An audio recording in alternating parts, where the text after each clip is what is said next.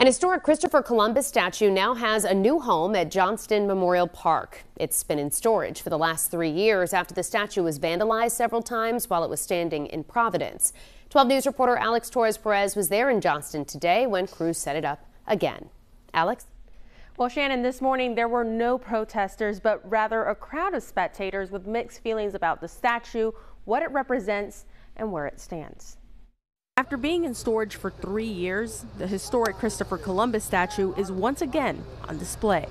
Former Providence Mayor Joseph Paolino gifted the statue to Johnston earlier this year for it to stand as a symbol of Italian culture. It means a lot. You know, we have a high percentage of Italian Americans here in Johnston, but it goes beyond Italian Americans. It's American history, it's world history. It's important, and I don't think the majority of people wanted to see the statue melted. Many walking the trail stopped to watch as crews used a crane to place the statue on the small island at the Johnston Memorial Park. I'm glad it's here. It reminds me of a lot. It reminds me of the heritage, really. But not everyone at the park was in awe. I'm not happy with that.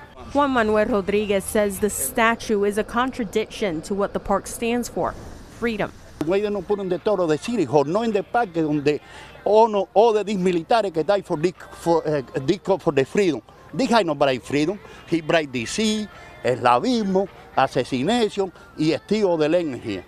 He no discovered nothing. The indigenous wasn't here ready. Despite the statue's controversial history, members of the community told me they respect each other's differing opinions.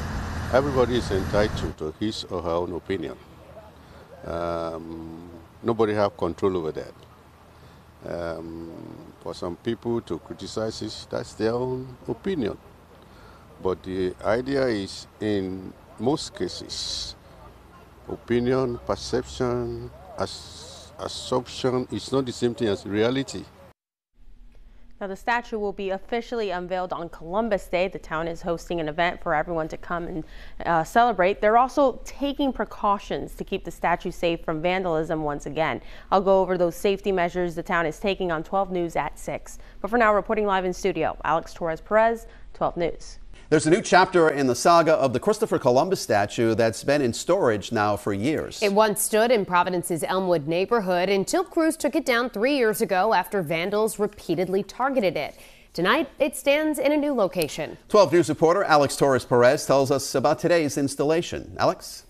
Well, Mike, Shannon, the Christopher Columbus statue will be officially unveiled on Columbus Day at Johnston Memorial Park. But before then, the town is taking precautions to make sure that what happened in Providence doesn't happen again.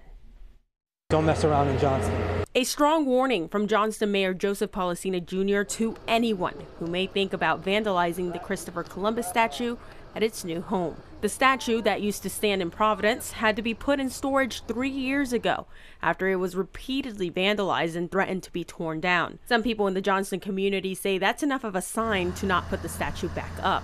They try to take it out because they don't want it there. But not everyone is against the statue. I love it. I love it. Mayor Paolino Jr. says he will take steps to protect it, like a fence and security. We have a security system in place here. It has 24-hour monitoring that goes to the police station, and I don't anticipate Johnston having the problems that Providence had with the statue. And those who walk the trail say they will do the same to keep the statue safe. I'm very disappointed people do that, and I hope it's safer here. We're going to keep an eye on it. Yeah, we'll keep an eye on it. No taxpayer dollars were used for moving or setting up this statue.